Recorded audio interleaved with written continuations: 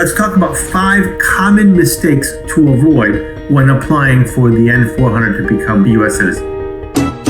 Calificas para ser legal, quieres saber, solo llama al abogado Andrés Mejer.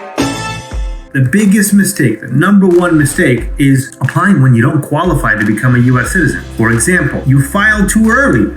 You need to have your green card for 5 years or 3 years. You can't just, you have your green card for 6 months and apply for U.S. citizenship. Generally speaking, there are a few exceptions.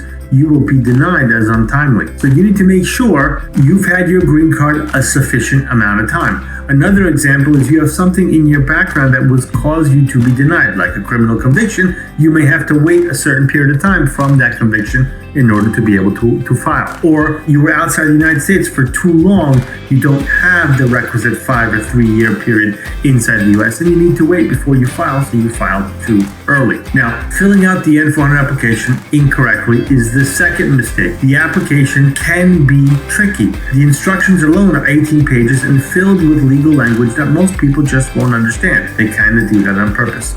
Sorry, it's the truth. You need to make sure you answer each and every question. Don't leave any blank. If need be, put NA, not applicable. Even a minor mistake can jeopardize your entire application. Immigration is denying things just for leaving things blank. They're looking for any reason to deny your application. 3, failing to include all the necessary supporting documents. There are a lot of required documents. How do you know if you included everything? Well, let me give you a generic list, and obviously it depends on person to person, situation to situation. But first, did you provide certified translations for any documents not in English? Can you prove that you have lived long enough in the United States? Have you documented each entry and exit and counted the entire time you were outside the US? Did you provide copies of dispositions for any arrest? If you aren't sure you have a disposition for every arrest, you can get fingerprinted at a company called Identigo. It's IDENTOGO.com. They have offices in every state, and they can do an FBI background search for you. With that search, you can then contact any court that's listed there and ask for a disposition. Just keep in mind, sometimes you also need to order a motor vehicle history in any state that you've ever lived in. You don't want to find a surprise warrant for your arrest for some unpaid traffic ticket that you forgot about. But also some states, New Jersey, for example, considers a DUI a traffic violation, not a crime in the traditional sense. So not every municipality will fingerprint you and give your information to the FBI. But immigration certainly considers it a crime, whether it shows up on your FBI report or not. 4, did you keep a copy of your application and ND supporting documents? When you prepare to attend the interview, it's important that you review your application and all supporting documents. It's hard to do if you didn't keep a copy of everything you submitted to the government. You should also review the application and supporting documents from your green card process. You never know what's going to be asked of you at the interview. It's important that you review both applications. This is the government's last chance to deport you. They will look at and consider everything, looking for any reason to deny your petition. Don't give them one. And the fifth most common mistake is, did you submit the correct filing fee? Today, the cost is $725. But the government has already advised that it is going to increase the rate to $1,100 and change. So make sure you check before you file.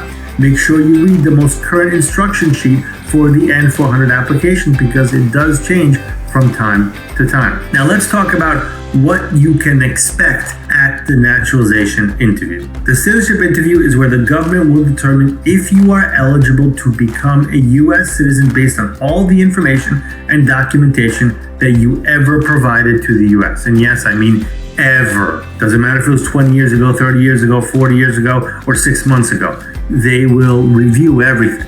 When is the interview? If you're unable to attend on the original date, you can reschedule as long as you provide a good reason and sufficient time for the request. If you look at your notice, it will tell you the date and time when you need to appear. Keep in mind that it could take months until you get a new date. If you don't appear and you don't contact USCIS ahead of time, you will have 1 year to contact them. If you don't, your petition will automatically be denied. The address for your appointment is noted on the notice sent to you. The location is based on the field office closest to the zip code you provided when you filed the N400. If you moved, so let's say you filed the N400 indicating your address and you then moved. Within 10 days of moving, you need to file the AR11 for your change of address. If you don't, well, immigration is going to send you a notice to the prior address. It may or may not be forwarded to you. Your friends or family may or may not give it to you, and all of a sudden you missed your appointment. For citizenship, it can be an inconvenience. If you're in removal proceedings and you don't appear, you're going to get an order of removal. So the consequences vary depending on what kind of notice that you are receiving.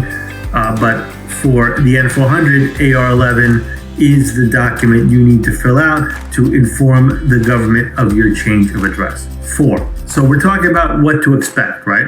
We talked about what the interview is, when the interview is, where the interview is. Now let's spend a little time and talk about what kind of documents you're going to need to take with you to the interview.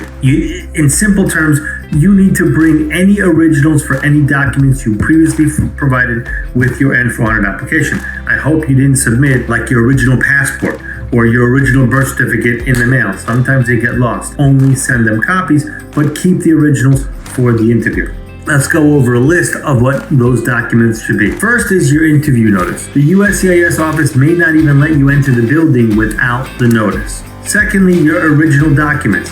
So first, you're going to need the green card, referred to as Form I-551, permanent resident card, and any state-issued identification, like a driver's license. You also might need a birth certificate, passport, marriage certificates, divorce certificates, annulment certificates, or death certificates as appropriate. Make sure you bring originals for each one. If your spouse was previously married, you'll need a copy of his or her divorce, annulment, or death certificate. Proof of official name change. If your name has changed, bring documents that show that it was changed. For example, could be a marriage certificate, could be a divorce decree, adoption paper, court order, or other official record. Travel records. Bring all of your passports, including the expired passports. This will show all your entries and exits to the U.S. For any kids you have, bring the original birth certificate, adoption paper, or court order naming you the parent.